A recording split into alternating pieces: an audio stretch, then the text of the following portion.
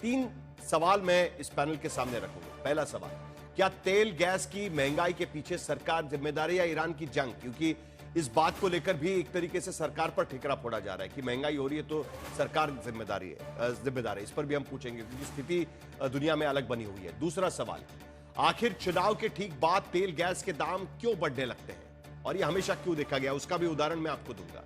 तीसरा सबसे बड़ा सवाल, क्या आने वाले दिनों में पेट्रोल और डीजल भी महंगा होगा?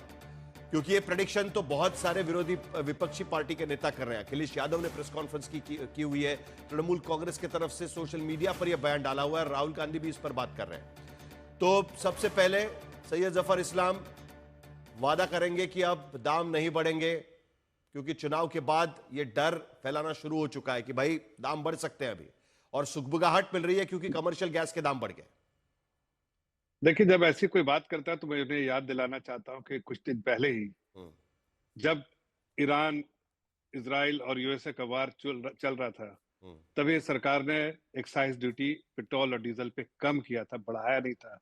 पूरी दुनिया में जिस तरह के हालात बने हैं, सप्लाई चेन डिसरप्शन है, ऑयल सप्लाई में डिफिकल्टीज है, उसके बावजूद सरकार ने घटाया है एक्साइज ड्यूटी कम करके, टू इंश्योर के इन्फ्लेशन पे ज्यादा असर नहीं पड़े और महंगाई ना पड़े, आम नागरिकों को इसका दुश्वारी ना हो और उसके जेब में कोई इसका असर ना पड़े। लेकिन आप इस बात को एक्नॉलेज करना ही पड़ेगा, हम इसी दुनिया में रहते हैं जहां पर पूरे दुनिया में भारत भी एक कंट्री है। भारत को आइसोलेशन में कोई दूसरी दुनिया में नहीं रहता है। अगर ईरान, इजराइल और यूएस का वार हो रहा है तो उस पर अगर टर्की में तेल बढ़ गया, इमर्जिंग इकोनॉमीज में देखिए, थाईलैंड में बढ़ गया, आपके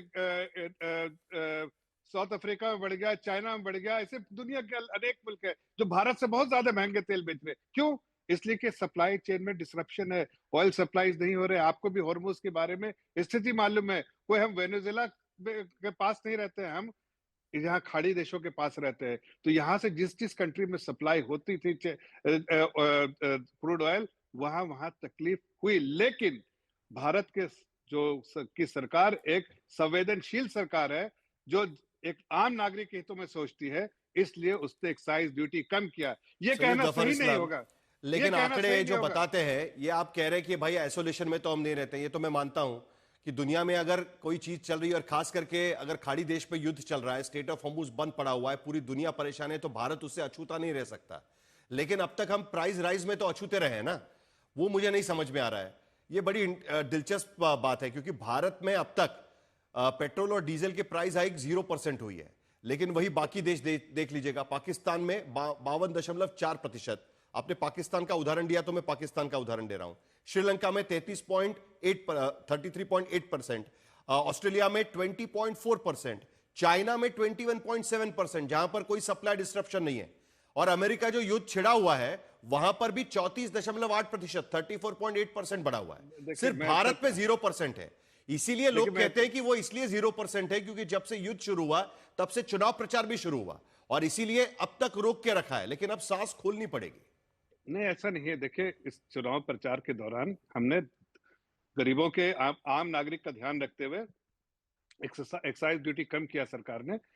जैसा मैंने कहा, एक संवेदनशील सरकार की ये कोशिश होती है कि एक आम नागरिक को बाहर में या कहीं भी देश या देश के बाहर कोई भी ऐसी डिसरप्शन होती है उससे आम नागरिक को कोई नुकसान ना हो, इसकी पूरी कोशिश होती रहती है। लेकिन इस आइसोलेशन में ये नहीं कहूंगा कि हमारे यहाँ दाम बढ़ना ही नहीं चाहिए या बढ़ेगा ही नहीं, ये कहना सही नहीं होगा, मुमकिन होगा, इसलिए कि स्टेट ऑफ हॉर्मुज का अभी भी कोई रेजोल्यूशन नहीं है, वही ब्लॉकेड है, यूएस का ब्लॉकेड है, यानी ईरान का दाम बढ़ेंगे, नहीं, मैं दाम ये नहीं कह बढ़ेंगे रहा ना? नहीं, ऐसा नहीं कह रहा हूं। मैं कह रहा हूं कि घटेंगे बढ़ेंगे, ये हालात पे नहीं, डिपेंड सही करता बात है, लेकिन उसके सवाल टाइमिंग को लेकर है, सवाल टाइमिंग को लेकर। साहिल भाई, एक साथ मैं कहता हूं कि अगर ये स्टेट ऑफ हॉर्मुज की रेजोल्यूशन आज हो जाती है तो शायद सबको इसके राहत मिलेगी। लेकिन अगर स्टेट ऑफ हॉर्मुज अगर ये 4 महीने चलता है, 5 महीने चलता है, तो ये आप देखिए, आरबीआई का भी डेटा देख लीजिए। आरबीआई ने प्रोजेक्ट किया है कि इन्फ्लेशन कैसे कैसे होगा, चलिए ऑयल हल्का के लंबा, सप्लाई के बेसिस पे, कुल मिलाकर सप्लाई के सरकार बेसिस कह रही पे है कि क्या है। भरोसा रखिएगा, हम अब जितना हो सके उतने उतने ठीक तरीके से करने की कोशिश करें। और दूसरा और एक आंकड़ा मैं सैयद जफर इस्लाम जी आपको देना चाहता हूं। अप्रैल महीने में सरकार की आमदनी 2.43 लाख करोड़ की हुई है जीएसटी कलेक्शन, यानी सरकार की आमदनी घटी नहीं है। 8.7% से आमदनी बढ़ी है। ठीक है, एक्साइज ड्यूटी आपने कम करी है, लेकिन उसके साथ साथ यह बात भी सच्चाई है, जो आप जिक्र कर रहे हैं वो बात बिल्कुल सही है। जिस तरीके से युद्ध की स्थिति पैदा हुई है उसकी वजह से दाम बढ़ेंगे, लेकिन सवाल टाइमिंग को लेकर है। कहीं ना कहीं विपक्ष उसको लेकर सवाल उठा रहा है। तो अलका लांबा जी, विपक्ष के पास कोई और कारण नहीं है। ठीक है, ये देखते हुए कि एक्साइज ड्यूटी हमने कम किया, उसकी प्रशंसा करने के बजाय ये सरकार को कटघरे में खड़ा करना चाहते हैं। इनके पास कोई मुद्दा नहीं, तो बल्कि इनको दाम तो बढ़ने वाले हैं ना अलका लांबा जी, आपको भी पता है कि युद्ध चल रहा है। जिस तरीके की साहिल स्थिति जी, स्टेट ऑफ हॉर्मुज़ में बनी हुई है भाजपा वही होने वाला है। फिर भी आप सवाल उठा रही है, ये पूछ रहे हो।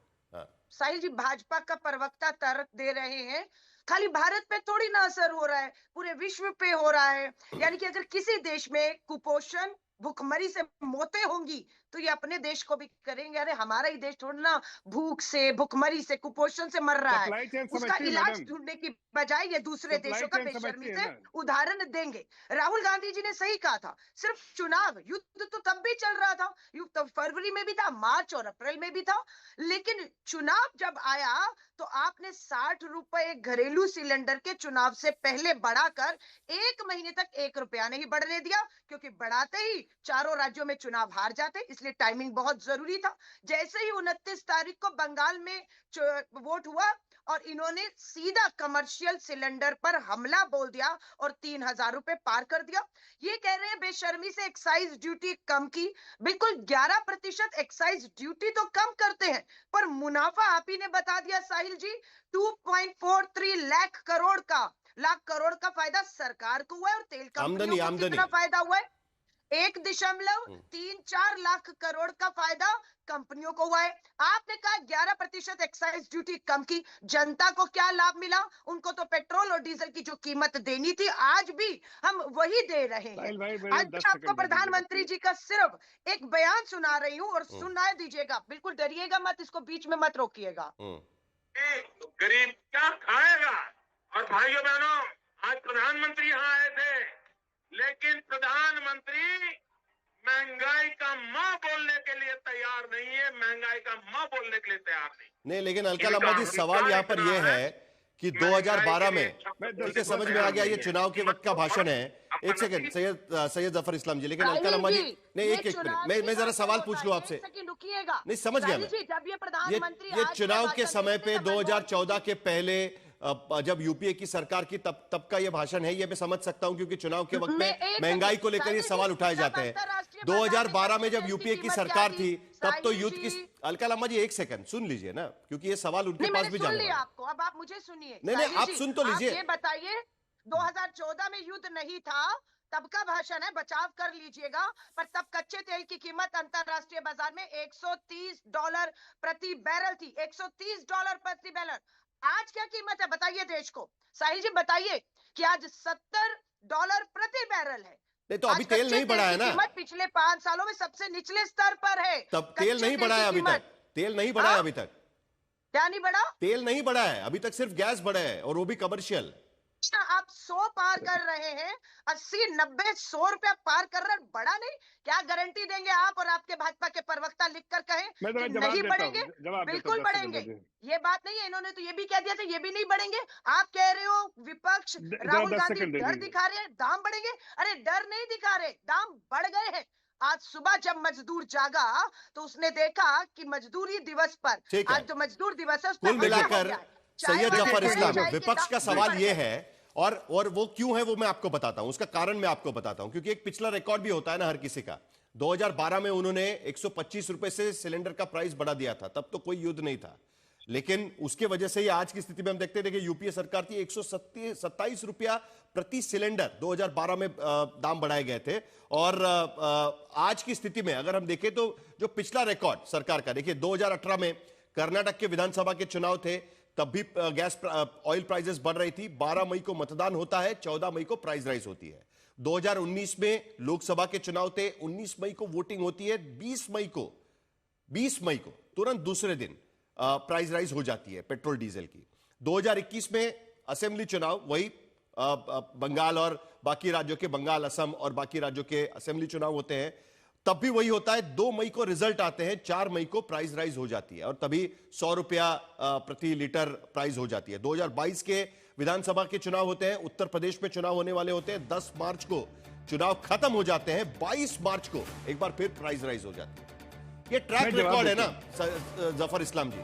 देखिए, लोग समझेंगे कि स्थिति खराब है, लेकिन ऐसा क्यों कि टाइमिंग देखकर ही बढ़ाया जाएगा। क्यों नहीं अप्रैल में बढ़ा, क्यों नहीं फरवरी में बढ़ा, क्यों नहीं मार्च में बढ़ा, ये भी सवाल उठेगा। ये चुनावी लाभ भी चाहते हैं और तेल से कमाई भी चाहते हैं। सरकार और तेल कंपनियों की साठ-गांठ है। अलका लामा जी, मैंने उनको सवाल पूछा है, जवाब देने दीजिए उनको प्लीज। सैयद जफर इस्लाम।